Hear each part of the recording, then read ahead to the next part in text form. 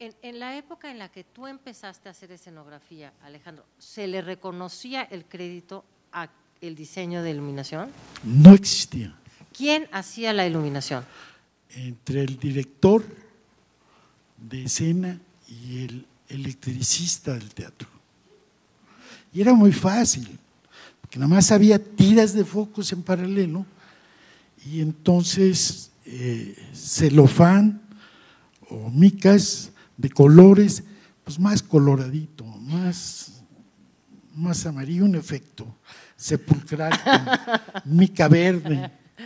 Sí, sí, sí. Se manejaba el color. Ajá. Y a los pintores les encantaba eso.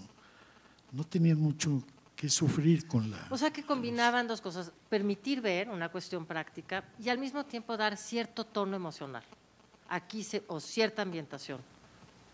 Sí, había gente más talentosa, menos talentosa. Ajá. De hecho, la luz eléctrica en esas épocas no hacía más que lo que había hecho la luz de gas. Iluminar frontalmente, lateralmente, y la luz estaba pintada en el decorado. Había dos corrientes de escenógrafos. Hace rato exageré con los pintores. Los otros eran, yo los llamaría escenógrafos de oficio, que era López Mancera, Julio Prieto, David Antón. Ellos tres, básicamente. Y muchos pintores. Y la universidad estaba del lado de los pintores. Todo lo que hacía la universidad lo hacía en teatro con pintores.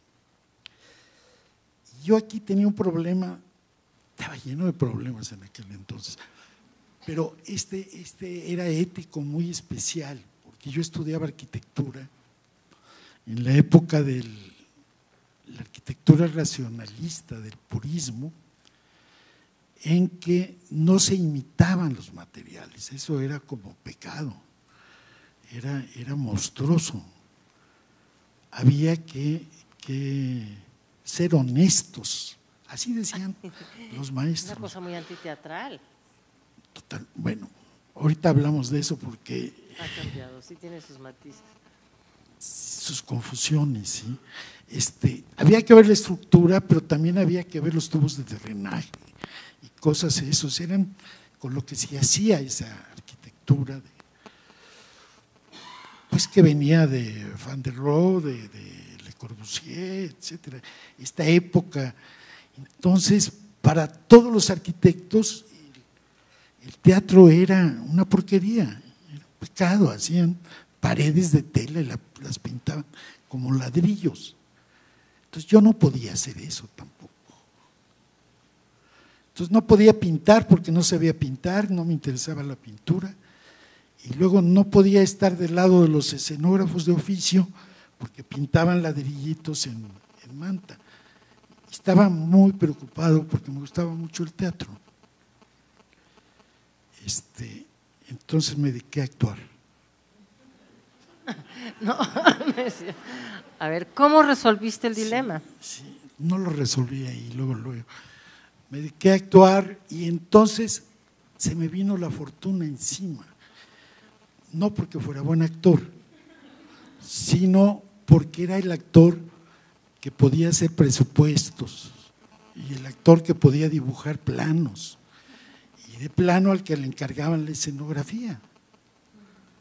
Entonces me caía escenografía con el papel y yo feliz actuaba y hacía pininos de escenografía.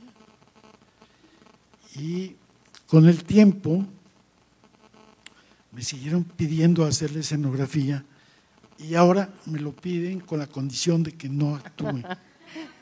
Bueno, a partir de estas fechas, según los países, por ejemplo, en Inglaterra, se dio mucho el diseñador de luz, aparte del escenógrafo, ¿no? En los 60 y quizá desde los 50, No, los 60. ¿Quién sabe? Por ahí. En Alemania no, en Alemania sigue siendo en muchos teatros el director con el electricista de ese. Ajá. Y en otros el escenógrafo, de acuerdo con el director, por supuesto, y el maestro eléctrico de escena, que sabe muchísimo en ese teatro, conoce su teatro como Dios y sabe que es mejor, ¿no? Es una delicia trabajar con ellos, ¿no?